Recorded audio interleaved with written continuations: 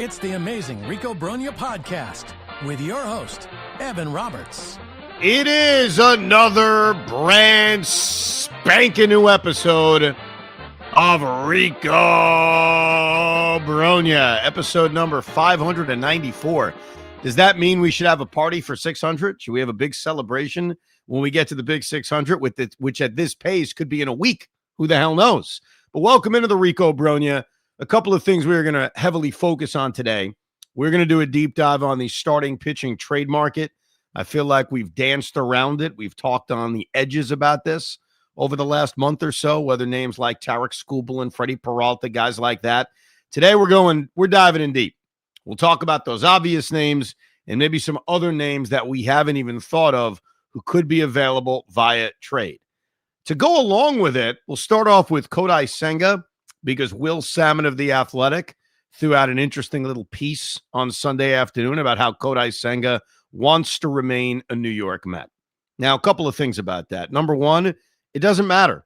To quote The Rock back in the day, Kodai Senga, do you want to remain a New York Met? It doesn't matter what you want. I mean, it's not like this is the NBA. So Kodai Senga wanting to remain with the Mets is cool, I guess. It's nice that he doesn't want to be forcing his way out. But the decision to trade Kodai Senga is going to be David Stearns' decision. But that little piece from Will Salmon is at least interesting to know that despite the last 2 years, which have been incredibly frustrating for us as fans, and I'm sure frustrating for Kodai as well, when you think about barely pitching at all in 2024 and not being a part of the fun that was the 2024 season. And then last year was peculiar. That's how I would define the season, peculiar.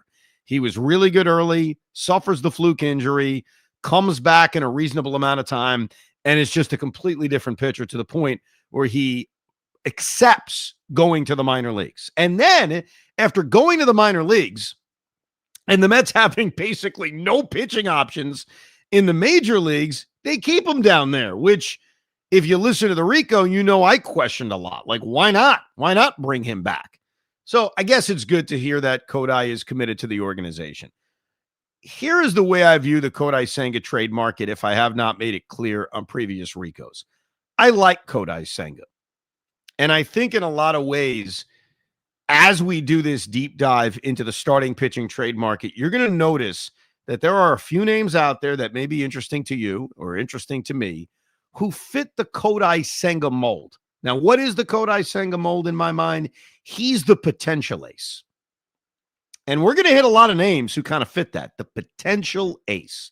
A guy who is not, I'll get the baseball every 6 days, no problem, because that has not been the case with Kodai Senga, but someone who between his stuff, his age, also having a reasonable contract in which you're not going to have to pay him in the next 5 minutes, kind of fits that mold of a guy who you could acquire and could become that dominant ace.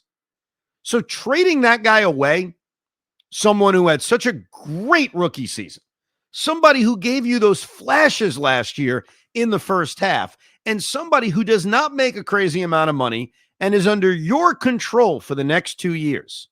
When you package it that way, why would you be in a rush to trade him? It doesn't really make a lot of sense. So my view on this is I'd rather not trade him. But as I've said before, I'll listen on anybody. And if the Mets are able to get a compelling offer back for Kodai Senga, and I admit, I don't even know what a compelling offer is. Is it prospects? Is it an outfielder now that the Mets need? I don't know. I guess I would know when I heard it. Like if you gave me a Kodai Senga trade offer, I would certainly as a fan be able to digest it and say, oh, I'd make that trade, or oh, I would not make that trade, like we all would. So I'm in no rush to trade Kodai Senga because I think in a lot of ways, he's what the Mets need. And that's what we're going to focus on. Like, what do they need when we're talking about starting pitching? But I do want to play you a clip. We had mentioned that Adam Ottavino on his YouTube program, I think he calls it Coffee and Baseball. Remember, he made a whole hubbubaloo because of the comments that he made about Carlos Mendoza and even comments about Brandon Nimmo and how Brandon Nimmo probably wanted to be the captain and how interesting it would be to be in the room when they asked Brandon Nimmo to waive his no-trade clause, which obviously he did a little over a week ago.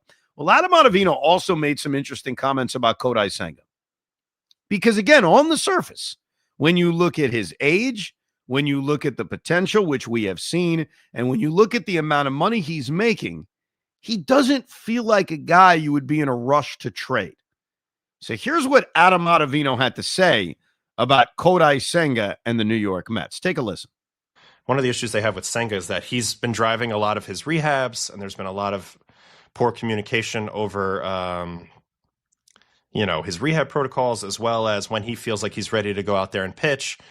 He's very internally focused on mechanics to the point where he goes through stretches where it's just not the same out there because he's too focused internally and he's not competing the same way. If you get him out of inside his body and you get him focused down range, I still think he's got the best stuff on the Mets outside of McLean. So I'd be afraid to lose out on that upside. I mean, even with the crappy year he had last year in terms of how it finished and the injury in the middle. Interesting, right? So it kind of feeds into what we assumed, which is maybe there's a frustration with how everything needs to be perfect for Kodai Senga to be successful. That he needs the extra day of rest, not something he requested, but something that the Mets felt that they needed to give him. And mechanically, if there's something slightly off, it seems to affect him. Now, the communication thing is interesting, that for whatever reason, Kodai Senga and the Mets have not been able to communicate very well on their rehab or on injuries or on what have you. That, to me, doesn't feel like enough to trade a guy away. Again, if the value is good, if they're getting a good return, I think as Ted DiBiase used to say, everybody has a price. So I'm not sitting here telling you they can't trade him, but I would be very cautious to trade him. And I think Adam Ottavino's right. The stuff that he has makes it dangerous. And this leads to the question that we all need to kind of answer as we approach this trade market, and certainly as we talked about free agent starting pitchers on a previous Rico Brogna. What are you looking for?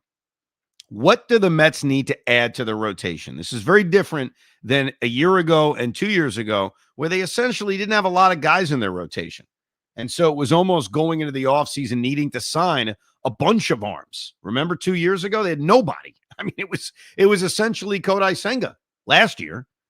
And they went out and kept Sean Manaea, and they added Frankie Montas, and they signed Clay Holmes. It was very much a blank slate. That is not the case right now.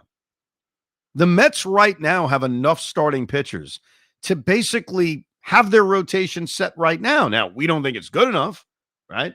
Especially with the way the season closed. But you've got these grouping of starters, and then we can kind of work our way backwards on what they need. You've got the young guns, as I like to call it, the young guys who could be in the rotation, and if they're not in the rotation, could be in the rotation really soon. And that includes Christian Scott, Brandon Sproat, and Jonah Tong. I'm not going to include Nolan McLean because to me, Nolan McLean is in the rotation. He is not coming. He has arrived. So you got those three guys all really close. Christian Scott coming off an injury, Sproat and Tong, maybe rushed a tad, specifically Tong, but very much capable of making an impact in 2026. And you could argue, depending on the way the rotation is laid out, any one of those three guys could make the rotation out of spring training with a good camp. Then you've got your veterans. These are the guys that if they're on the Met roster, they're in the rotation. And we'll put Nolan McLean kind of in his own group. He's the young guy who is locked into the rotation. I'll take it a step further, and I know we've got a lot of time before we really delve into this. Barring injury, he's the opening day starting pitcher. Let me rephrase that. Barring injury and barring trading for Skubal, he's the opening day starting pitcher in my mind. So you got the three young guys who can impact this team at any point. You got Nolan McLean.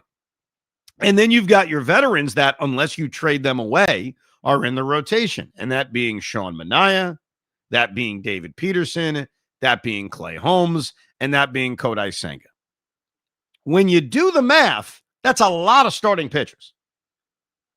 So let's work our way backwards. How many starters do they really need to add? I mean, unless they're trading guys away, are we looking at one starting pitcher they should add? And if it's only one, what kind of starter would it be? Well, to me, based on all of those guys, it would be an ace. Okay, Evan, what if you can't get an ace? What do you get? Then it probably leads towards dependability. The Met rotation lacked dependability. The Met rotation still lacks dependability. Because I just named a bunch of arms. Go through them. Nolan McLean is still going to be a rookie. The 3 kids we mentioned may not even make the team. Clay Holmes, year 2 of converted starting pitcher. You hope he can build on it. Sean Manaea coming off basically a lost 2025. And if you look at his history, good pitcher, thought we were breaking through in 2024. Unreliable. We just talked about Kodai Senga and how you can't trust him, but his stuff is tantalizing. David Peterson was great. And then for the final month of the year was a guy that you could not put out there. He was so bad. So what that rotation lacks to me is dependability. So here's the way I view it. An ace is obviously the goal. I don't think there's any question. No one's going to argue that. There is no guarantee you can get an ace in the trade market. We went over the free agents. You can go back into the archives of the Rico Brogna. There are a lot of guys I like. I don't think any of them are aces. I'm sorry. Framber Valdez is good. He's not an ace. Dylan Cease, prior to his signing with Toronto, really solid. Not an ace. Michael King, ace potential. Not an ace. If you trade and subtract from the names we mentioned currently in the rotation, then that could give you room to add 2 guys. If you're willing to take one of those starting pitchers and move them to the bullpen with Clay Holmes and Sean Manaea being candidates, maybe David Peterson, probably not, then again, you could add 2.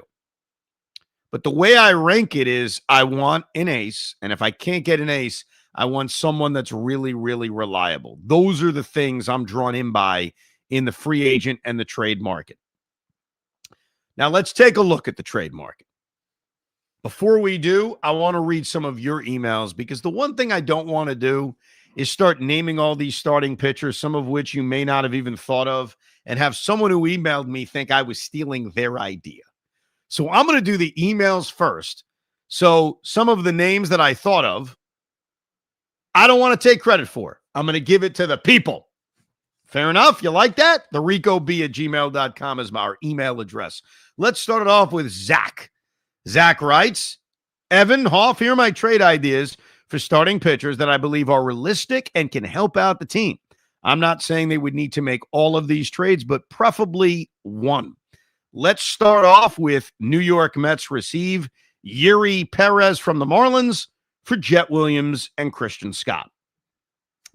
Let's start off with Yuri Perez. Number one, he's 22 years old. He's incredibly young. He has a lot of potential. He's under team control for a very long time, which is why I go to, why are the Marlins trading him?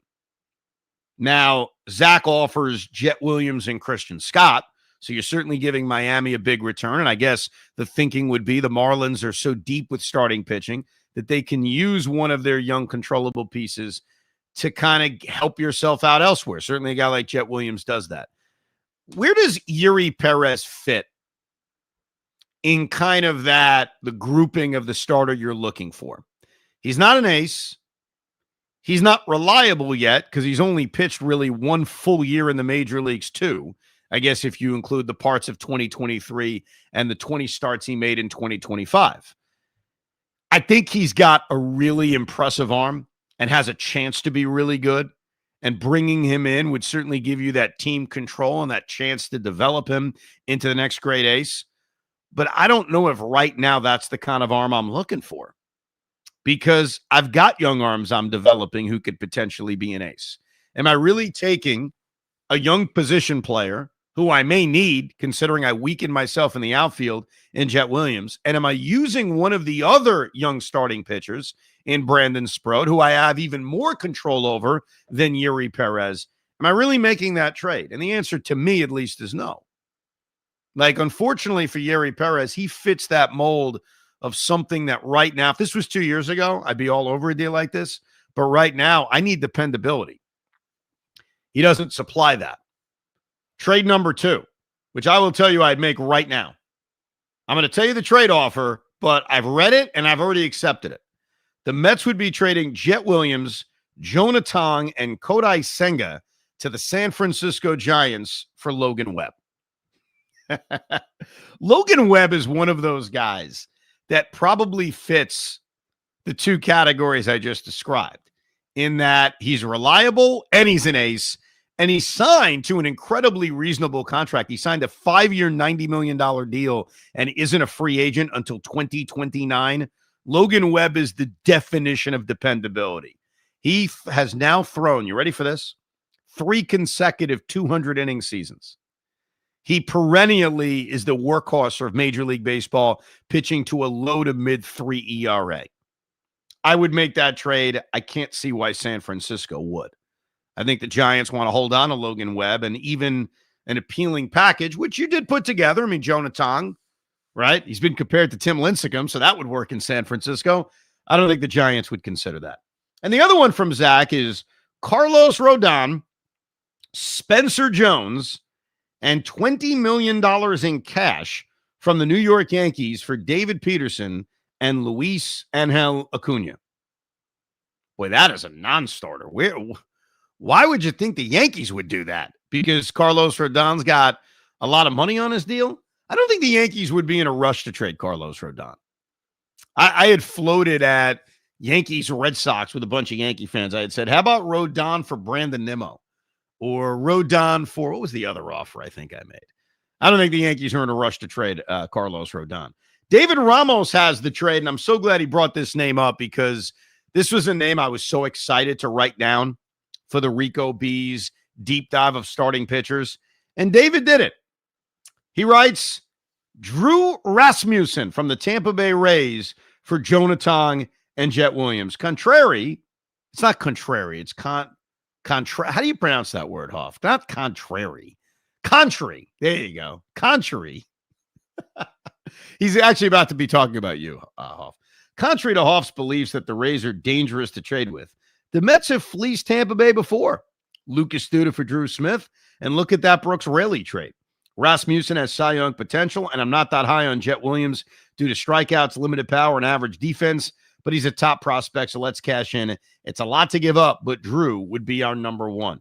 Here's the thing about Drew Rasmussen. He is 31 years old in July, so age-wise, prime of his career. He is making an absurdly low $5.7 million this upcoming season, which is insanely low. And then there is a team option on him for $8 million. But there's all sorts of 2026 games started incentives that can really bring up his salary. Last year, Rasmussen was one of the better pitchers in the American League. He made 31 starts through 150 innings, got Cy Young votes, and pitched to a 2.76 ERA. In fact, the story of Drew Rasmussen's career specifically with Tampa is that he's really good when he pitches. The problem is staying on the field, which is why he's got all these incentives baked into his contract. Here's what they are. You ready for this? Because it really adds up. I thought it was fascinating. If he makes, or if he has less than 75 plus days on the IL with arm-related injuries, he would get $2.5 million.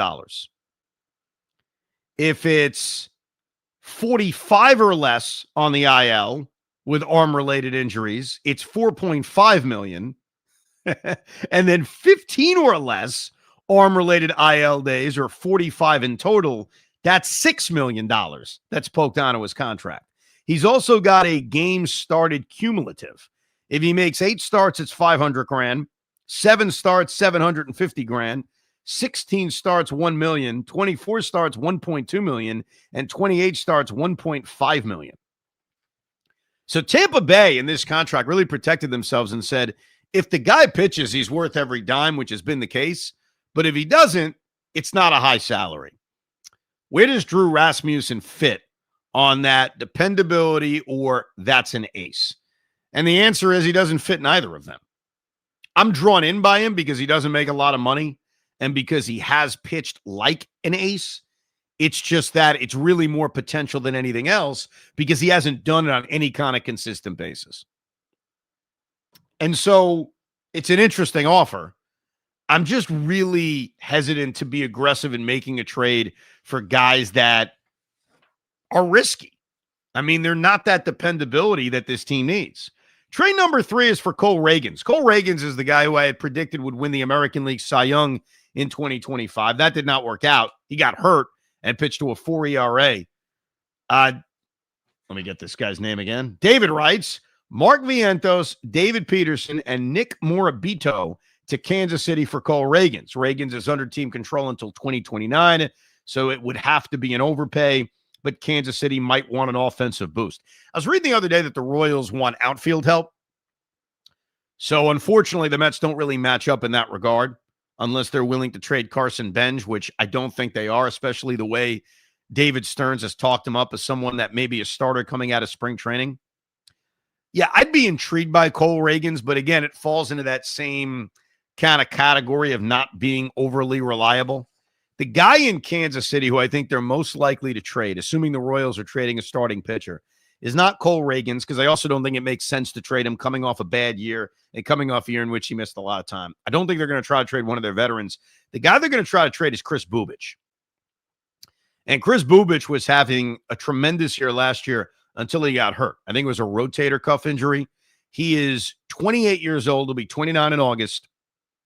He's got one more year of team control, which is why I think Kansas City would be open to trading him.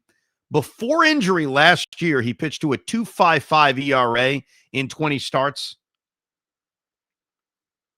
Again, great potential, showed a little bit of it last year, but the problem is this team needs dependability. And so far, the names we're going through do not provide dependability. So let's go to the freaking top of the mountain then. If there's holes to poke in Drew Rasmussen, and there's holes to poke in Cole Ragans, and there's holes to poke in Chris Bubich, and there's holes to poke in Yuri Perez, let's go to Tarik Skubal. And let's at least have a nice couple of minute discussion about him. Are the Detroit Tigers going to trade him? I don't even think they know. Because, and my opinion on this has not changed from a month ago, which is I think the Detroit Tigers are in a spot in which they'd rather not trade him, but they also realize that if they're not going to be able to re-sign him, and are they willing to go into the area of $400 million? Because that's what it's going to take. When you look at what Yamamoto got, I'm going to give you, here are my comps on why Skubal's going to ask for the moon. Yamamoto, I get it, he was younger, but had done nothing at the major league level and got the money he got. Dylan Cease, who, I'm sorry, Dylan Cease is not half the pitcher Tarik Skubal is. Garrett Cole. I think those are the numbers and names that Scott Boras is going to use, and that may scare off Detroit because Detroit may realize, and really this is an ownership question, we're not going to be able to pay him. So we can let this play out. We can try to win a World Series in 2026, which they can. They could. They can go all in. That's a phrase we love to use around here. But understand we're going to lose him as a free agent. That is absolutely a choice they can make. But what I think Detroit is going to do, and I've been consistent on this, is they're going to listen. But they are not in a spot where they have to pull the trigger. But they'll listen. They'll listen to what the Mets have to say. They'll listen to what the Dodgers have to say. They'll listen to what the Red Sox have to say. And unless they get a monster offer, they're not going to trade him. So I was doing some research, and I'm reading it off a paper because I wrote it down, of some other ace trades to get a comp. And I'm going to tell you, I'm going to go through some of these comps. I don't think there is a comp because with all of the names I'm about to mention, all the aces that were traded with a year or two of control left, those teams had to trade those players. I think the Tigers are different. Let's start with Corbin Burns. We love to hear the Corbin Burns comp. The Corbin Burns comp doesn't work because A, he didn't have two Cy Youngs the way Skubal had. And I think the Brewers had decided we're trading him. We're not going to ride the hand of possibly keeping him for a year. So they got back DL Hall, Joey Ortiz, and I think international bonus pool money. Tyler Glasnow was traded with a year of control, and I think same thing. The Tampa Bay Rays had to trade him. They got back Ryan Pepio and Johnny DeLuca. The White Sox traded Chris Sale, but here's the difference. 3 years left of team control, and they got back a massive return, even if it didn't really work out. It was a massive return at the time, but it didn't work out. Yohan Moncada, Michael Kopech, Victor Diaz, and another prospect. Johan Santana. We obviously all remember that. Same thing. I think the Twins had to trade him. I don't think there was somewhere in the middle where they said, let's ride it out. And, of course, the Mets traded Philip Humber, Carlos Gomez, and Dilson Guerrero. The Mike Hampton trade, which we all remember, or at least if you're old enough to remember it, you'll remember it. Year of team control left, Roger Cedeno and Octavio Dotel, which was a lot because those two guys were major leaguers at the time. Cedeno was coming off a year in which he set the stolen base record in Met history, and Dotel was nicknamed Mini Pedro. And then the other one is Garrett Cole. Garrett Cole was traded from the Pirates to the Astros with 2 years left of control. I honestly don't think that Skubal has a comp here. So I've heard a lot about those returns that I just mentioned saying, Evan, how much do you really think the Mets have to give up? More than all of that. So the deal I had offered about a month ago, which was me just trying to come together with an offer that would make Detroit say yes, was 2 guys off the major league roster, specifically David Peterson to fill the Skubal role. And years match up. Peterson has 1 year left of team control. If they prefer Kodai Senga, fine Kodai Senga. They probably would prefer Kodai Senga. If you're trading away an ace like Skubal and you're trying to still win, which is a very tough balance. You're trying to win. You're also restocking your system. You know, you're balancing the two. Senga with 2 years of team control and the ace potential probably is more appealing. I also included Alvarez, which I really don't want to include because now the Mets are creating a new hole they have to address. So let's say Brett Beatty. And then one of the outfield prospects, Benj or Jet Williams, and one of the pitching prospects not named McClain, Sproat, Scott, or Tom. I think that's a lot. Now, I'm not even telling you that gets it done, but I think that's the kind of offer that the Mets have to make to get this thing done. Because I do think, unlike all of these other comps, the Detroit Tigers are going to sit back with their feet on the table and say, we don't have to trade him. And we're not going to trade him unless we get this massive return. So my level of confidence in getting Skubal is not extremely high. I'd give the Mets a puncher's chance because I think that there's that opportunity for Detroit to say, you know what, that is such a good offer. We'll do it. We'd rather do that versus let's give it a shot for 1 year and lose him as a free agent for a comp pick. So I think we all agree Skubal's the number one target. I do think that the price tag I offered is probably what it would take. Now, speaking of Tarik Skubal, David from Highbridge, New Jersey writes, Evan, do you think that Skubal being in the American League and the Tigers directly competing with the Yankees would give the Mets an advantage over them to trade for Skubal, even if they like the Yankees offer more? To a degree. And, you know, I'm not just going to use the Yankees. I would say any other American League team, let's say the Red Sox are another good example. I think that when you're making a high-stakes trade like this, you have to take the best offer. But what I would say is the tiebreaker goes to the Mets. Much like in the Corbin Burns case, I think that they targeted an American League team. And that gets us to the second ace who may be available, Freddie Peralta. It's a little bit different because even though the chances of the Brewers re-signing him are limited, Freddie Peralta makes so little money this season that it's not crazy for the Brewers to say, you know what, we came so close last year. We got to the National League Championship Series. We have an ace-type pitcher in the prime of his career. Let's just try to win a championship. Let's try to win. And he doesn't make a lot of money. So I'm not as confident the Brewers are going to trade Freddie Peralta. I would actually be more confident, giving this a lot of thought, in the Tigers trading Skubal than the Brewers trading Peralta. Now, a good follow-up to me would be, why would you say that? I think the offers for Skubal are going to be so much higher. So even though both teams made the playoffs last year, Brewers in the NLCS, Tigers in the ALDS, both teams could conceivably say we're trying to win a world championship, so we'll just take the draft pick compensation. We're good. I think it's going to be more difficult for Detroit to pass up the crazy offers they're going to get because they're going to get massive offers. I think the Brewers are going to get offers for Freddie Peralta that are similar to the offers they got for Corbin Burns. I don't think it's the same. Peralta had a great year last year. He finished fifth in the Cy Young voting, pitched to a 2.7 ERA through 176 innings. I mean, that's an ace.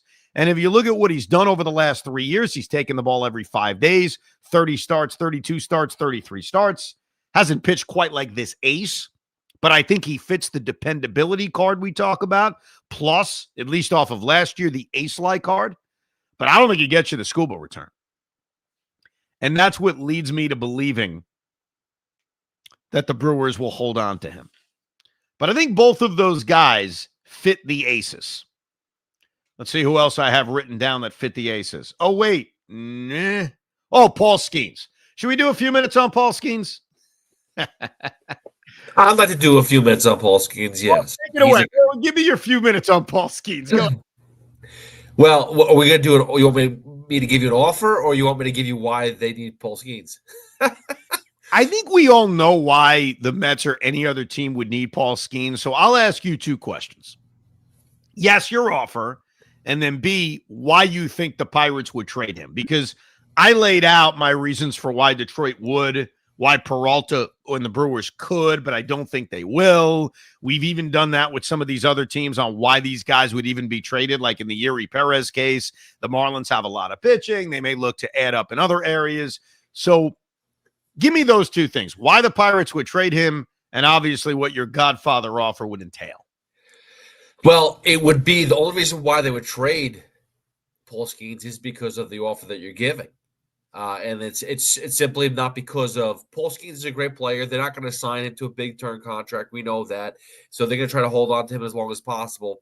You get a lot for him right now. I mean, as he gets closer to free agency, which he's not even close to it, you're always worried about injury. What happens that you can't trade him last minute. They're not close to building a team that's competitive for the playoffs unless you start to give them guys like Brandon Sproat, Christian Scott, Jonathan, Carson Bench. You give those four guys, it's tough to say no. I think you'd have to offer more. I think that this would be arguably maybe the biggest return you'd have to give up for a player, considering how good he is, how young he is, how much team control is there. I think every team in baseball would bid on him too. I think that this would be one of those trade markets that would feature everybody. The Marlins would be in on him. Why not? I mean, there's so much team control left that I don't think that you short this to just the big market teams. So number one, I think this would, if the Pirates ever got to him, ever got to the decision of trading him, it would basically be something none of us can control because it would be the Pittsburgh Pirates deciding which farm system they like the most. Because once they announce it, let's say they think to themselves, you know what, the farm system we love the most, the A's. I'm just throwing it out there. He's going to be an A because even the A's moving into a new ballpark in a few years would just write that blank check to Pittsburgh. So I think the battle the Mets would face is that every team in the sport would bid on him. Number two, as far as why the Pirates should do it, this is tough. We all know inevitably he's not going to be a Pittsburgh Pirate, right? Like that's probably the greatest argument one could make, but they've got 4 years of control. And in baseball, if you could just hit on a couple of young players, make a couple of, decent moves in free agency the year the Pirates say, you know what, we'll spend a few bucks, you could win. So why not try in the next 2 to 3 years to win? And then if you don't, and now there's only a year left of control, you can still get a massive return. Is there injury risk? Of course there is. But think about this. What's the bigger risk? Him getting hurt and hurting his value, or the risk of missing out on a chance to win because you got one of the best young pitchers in baseball? So I don't think they're going to trade him, at least now. If I had to guess long term, I think they're going to trade him before the 2028 season. So I think they'll give themselves 2 more years at the Apple, and the return they'll get in 2 years will still be massive. So the only risk they have is injury. So, yeah, he's a guy I want, you want, we all want him. We all know that. I just don't think the Pittsburgh Pirates are going to be open to it yet. I get it, but on the other hand, too, like if you just said, if they love someone's farm system and they're willing to give the entire farm for Paul Skenes, I mean, how do you not do it? Because that transforms your team. Paul Skenes is a moneymaker. He is a big ticket item. Everybody wants to see him. I mean, he makes the Pirates relevant right now, but that's it. You still don't you want to win, but I guess you don't. Well, no, you can try to win with this brilliant young pitcher on your team. If you believe Jeff Passan's reporting from a few weeks ago, the Pirates were prepared to spend. They were prepared to try to win. So we'll see. I just don't think it's a realistic thing right now. To me, I love him. We'd all love him. It'd be great.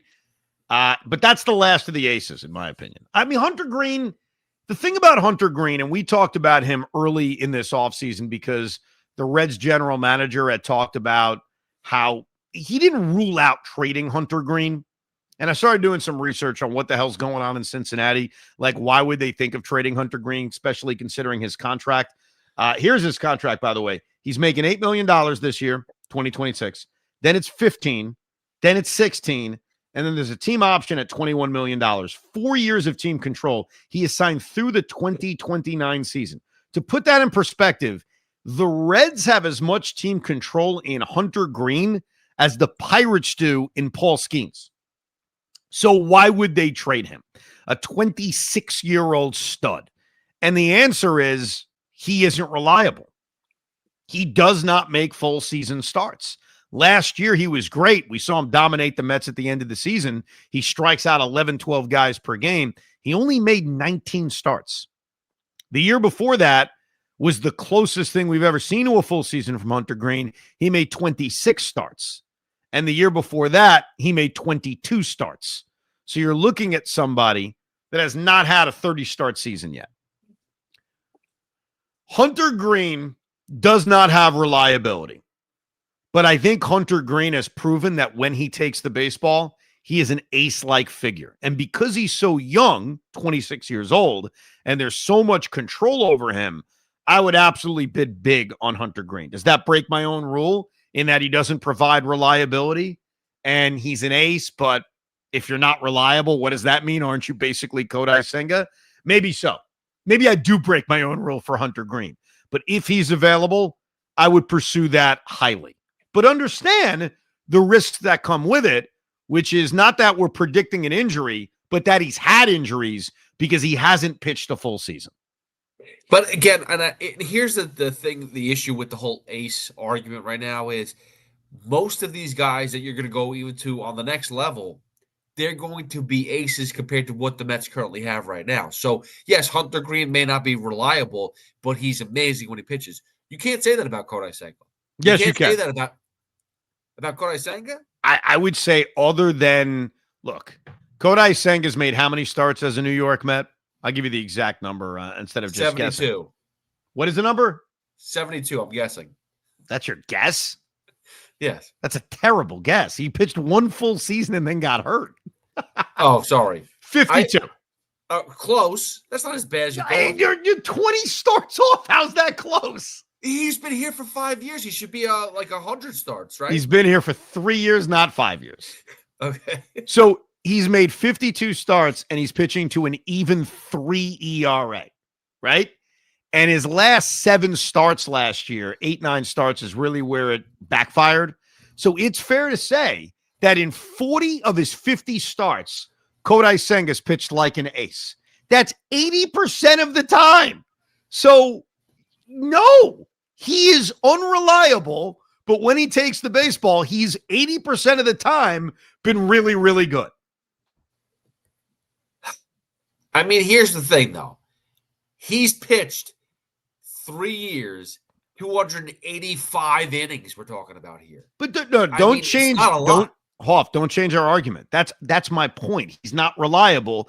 Hunter Green fits that bill too. We're talking about reliability versus pitching like an ace. You even said you may not get reliability, but guys who can pitch like an ace. What I'm trying to tell you is until Senga got hurt, so we're talking about his last 9 starts last year, when he took the ball, he pitched like an ace, right? Maybe not an ace in terms of going deep into games, but an ace in terms of pitching to a 1.39 ERA. Dude, his ERA was 1.39 on July 11th. Is that an ace? What is that? How would you define that? You're accurate. The only difference is I would say that I would argue Hunter Green, I feel, goes longer in games where what I'm saying, it's like pulling teeth. Yeah, absolutely. I'm saying they're similar in that they're not reliable. Right. But reliability, and we're what do you want? Things here. What do you want? Like, we've gone through a bunch of names. We got a few more to go through. Do you want a guy who could potentially be an ace, but doesn't take the ball every 5 days? Or would you be more prone to say, give me the guy who will throw me 200 innings, take the baseball every 5 days? He's not an ace. He pitches to a mid-3 ERA, but I need that reliability for this rotation. What's more important to you? I need both. Well, that's only Tarik Skubal. Well, no, I need two pitchers like that. Okay. I need one that could do one that I'll take the risk for, and then the other that's going to give you at least the innings. And so I still feel like we need 2 people. And I've read that, like, hey, it's more likely only one. I need 2. Well, it's only one if they don't move off of some of the pitchers they currently have on their roster. So trading Kodai Senga may be a part of it. I don't think they'll trade Sean Manaea. I think David Peterson has intriguing trade value. Again, I like David Peterson. I like Kodai Senga. It's not about I want to get rid of them. It's about what value do they provide. David Peterson only has 1 year left of team control, but he doesn't make a lot of money. And again, he was great last year until the very end. So as a lefty, do teams view David Peterson as a valuable piece? And then for us, would it be, is it worth trading him? Now, I got a guy, and this guy's been mentioned a lot, so this is not me creating something. This is a name I'm sure all of us have heard, who could kind of fit the bill on both, on the reliability and is close to being an ace. And that is Joe Ryan of the Minnesota Twins. Joe Ryan has 2 years left of team control. He's currently 29 years old. He'll be 30 in the middle of June. So you get him for 2 years. Here are his last couple of years, what he's done. Last year, best year of his career, 30 starts, 171 innings, made the All-Star team, pitched to a 3.42 ERA.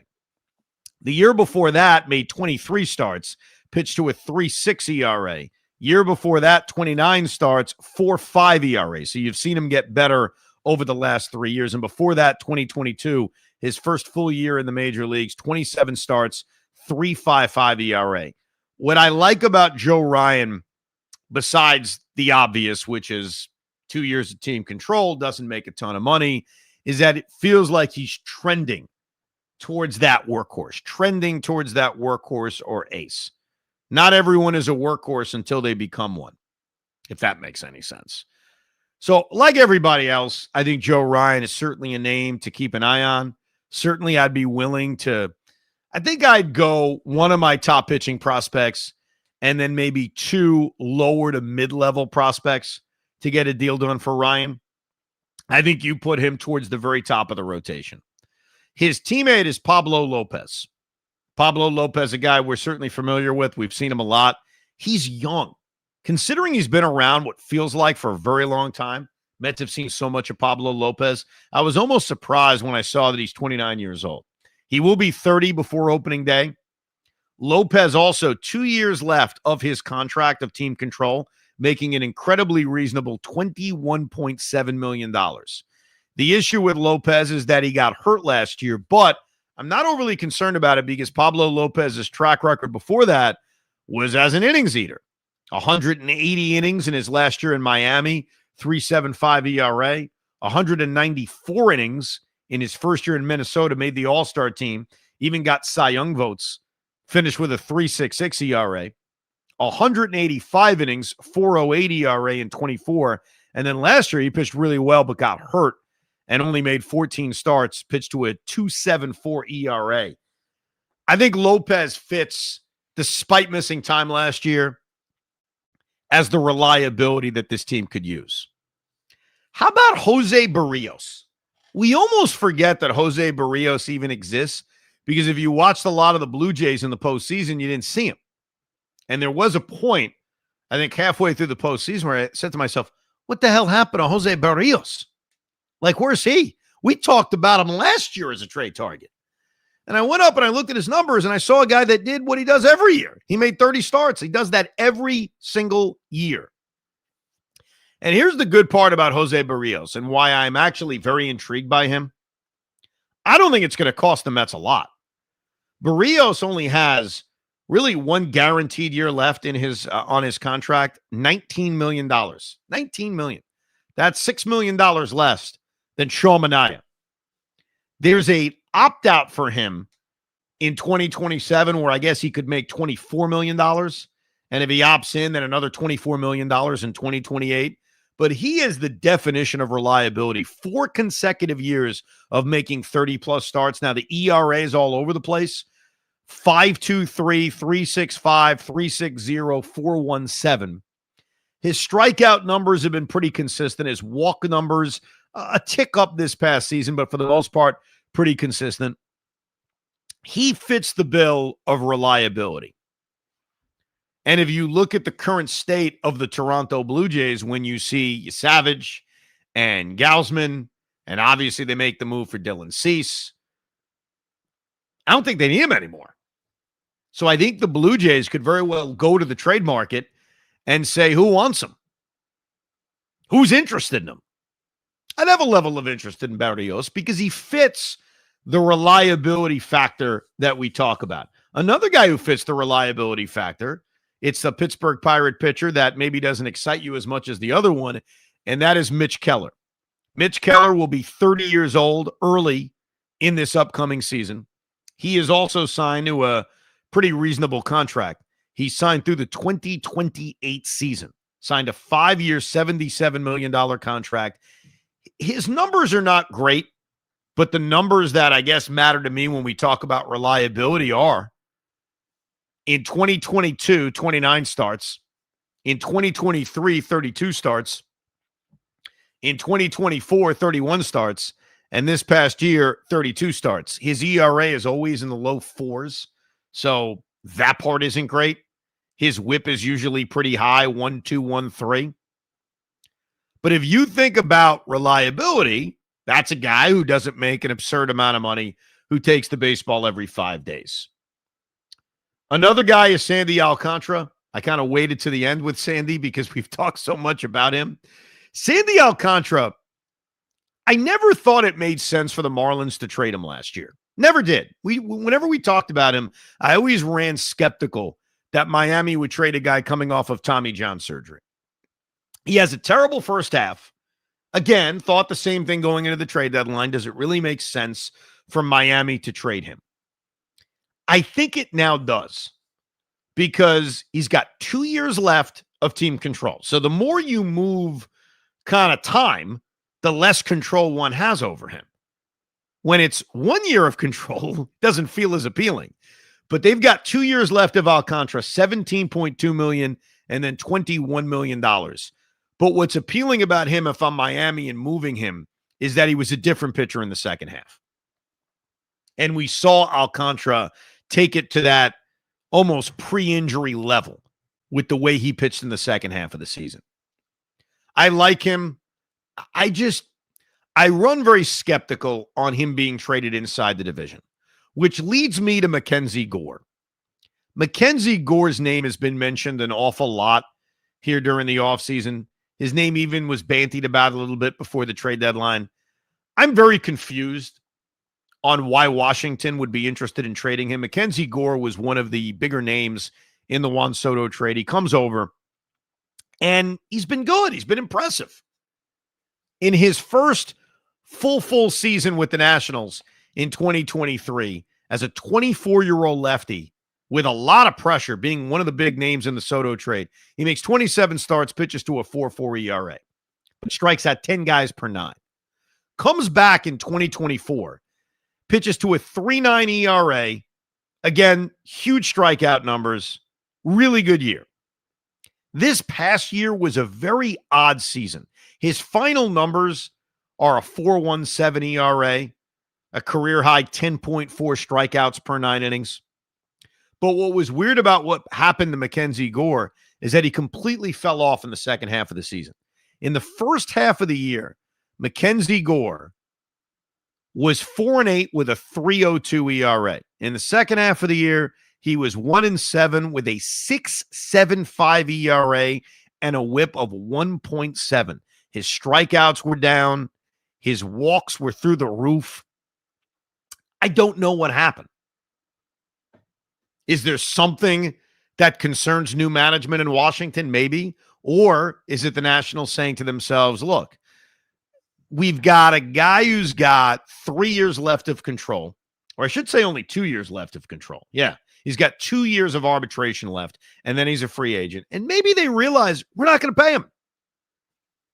He's only 27 now, or he'll be 27 before the season starts. So think about that. 27, age 28. He'll be a free agent going into his age 29 season. You have to think that's a guy who's going to get paid, even if he just continues what he's done the last couple of years. So maybe the Nationals just know in advance we're not giving him $150 million, and so let's cash out now. Let's trade him for a lot, because you'd have to think they'd get a lot for him. Or is it something else? Are they seeing something in him that's deeply concerning? Again, now I know Mike Rizzo isn't there anymore, so this was always a Mike Rizzo thing. Are they trading him to the New York Mets? Are they trading him inside the division? I don't know if I buy it. And I know the Marlins have made plenty of trades inside the division, just getting back to Alcantara. They certainly did it with Jesus Luzardo. It feels like there's going to be a tax on a team trading for Mackenzie Gore if they're in the National League East. Would I have interest in him if there was no tax? Sure. I mean, I'm talking about a lefty who had a great first half of the year last year, who's continuing to grow. Even if he isn't an ace yet, I think the early part of his career at least gives you the reliability of taking the baseball every 5 days. But I don't think there's going to be a match with the Mets. That would just be my guess. Let me give you another trade guy to keep an eye on, and that is Nick Pivetta. Nick Pivetta signed a 4-year, $55 million contract last year in free agency. He was a name we talked about the Mets targeting, and I don't think any of us were that excited about it. We looked at Pivetta's last 3 years, and he was reliable but wasn't great. Well, Pivetta had a monster year last year, got Cy Young votes, finished with a 2.87 ERA, making 31 starts. Maybe Nick Pivetta is a warning sign to us in a discussion like this. Hey, if there is a guy who is reliable but is pretty average, maybe this is the year he puts it all together. Maybe Mitch Keller kind of fits that. Pivetta would certainly fit the reliability factor. The Padres are trying to win, so you're probably looking at a return that helps them in the short term. So let me see. Have I gotten everybody? Oh, wait. There's a few more. Should we address Jacob deGrom? Should we just get that out of the way?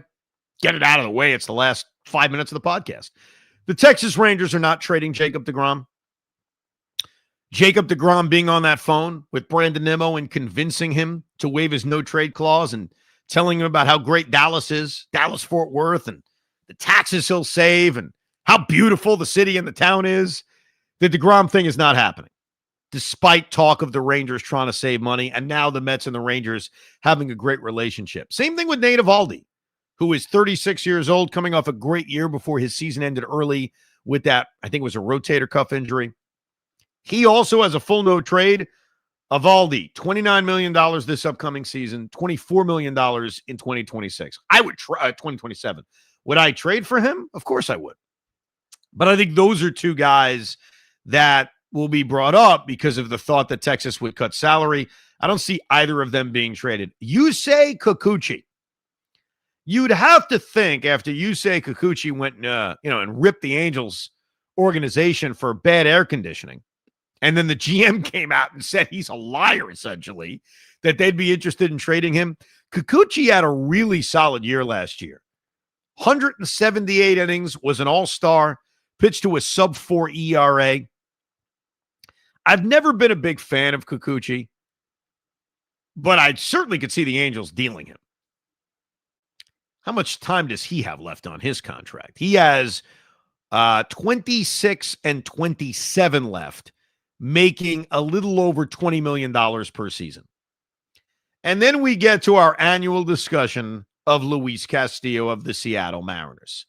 The Mariners, as always, obviously they came very close to getting to a World Series this year, but as always, surplus in pitching. Would they dare deal their surplus in starting pitching for a bat? The Mariners, I would think, would be more likely to want to trade Luis Castillo than anyone else. Castillo is on a reasonable deal. He's making $24 million this year, $24 million next year, and then there's a vesting option in 2028 that would only vest if he pitches, basically. If he throws 180 innings in 2027, it vests. If Castillo misses 130 plus days in 25 through 27 due to a UCL injury, then it's only a $5 million team option. So bottom line is, if he's unhealthy, that won't be picked up. If he is healthy and throws 170 innings, then you probably wouldn't complain about a $25 million option. The concern around Luis Castillo, and this has been going on for years now, are the wild splits between home and road. Safeco Field had always been known as such a good pitcher's ballpark, and Luis Castillo's kind of backed that up with performance. Last year, at home, 17 starts, 2.60 ERA, 0.9 whip. That is Cy Young caliber. 15 starts on the road, 4.71 ERA, and a whip of 1.4. Not good. I like Castillo because of the reliability that this rotation needs. And really, that's where I'm at when I look at what this rotation needs. This rotation needs, if they can't get Tarik Skubal, who fits all of it, reliability. Somebody that you can have confidence can take the ball 30 times. That's what Kodai Senga doesn't have. That's what Sean Manaea doesn't have. That's what basically nobody in this rotation has. So, obviously, if you've listened, there are some exceptions. Guy like Hunter Green, I would take the risk on.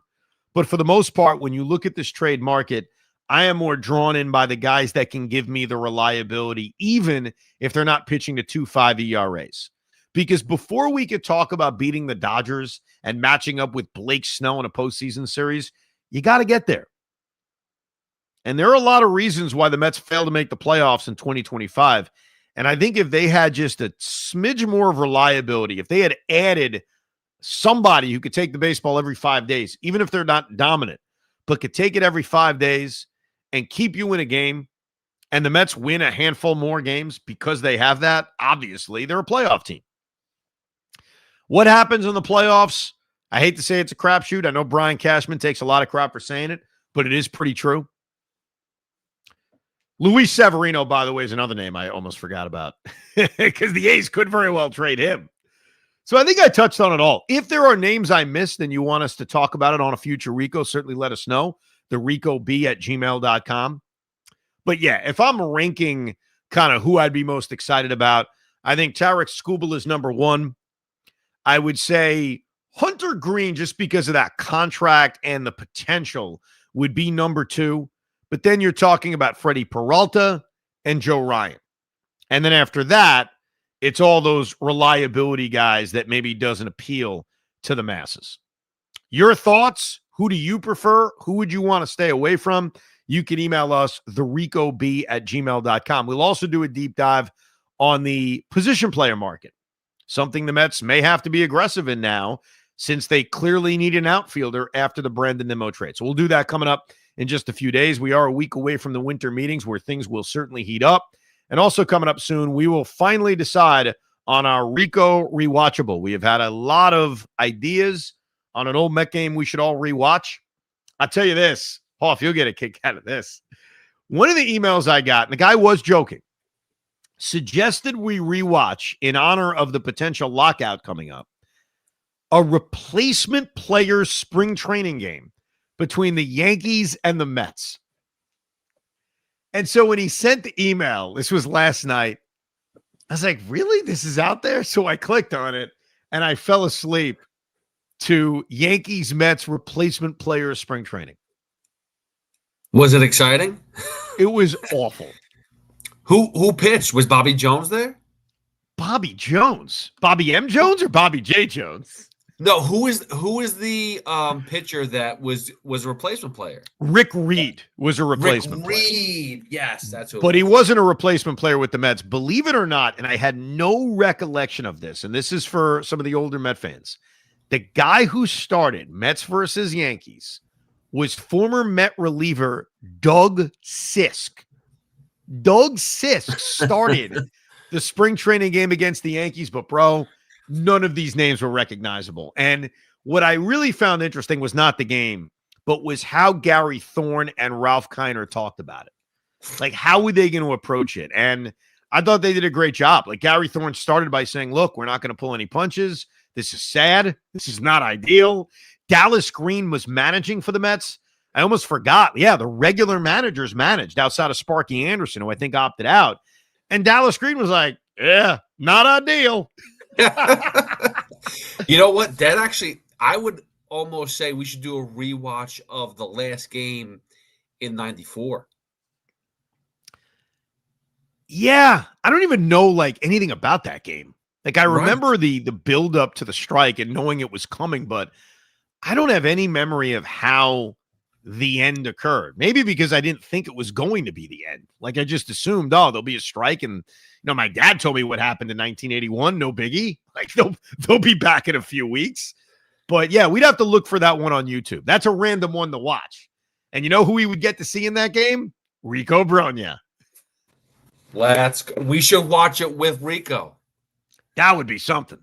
A yes. Rico rewatchable with Rico Brogna. We got a lot of ideas popping for this offseason. Woo! Anyhow, you can email us to ricob@gmail.com, ricob@gmail.com. Thank you very much for downloading and subscribing to another edition of Rico Brogna. We hope you enjoyed this episode of the Rico Brogna podcast. It's amazing, isn't it? Make sure you download it now to keep it on you at all times.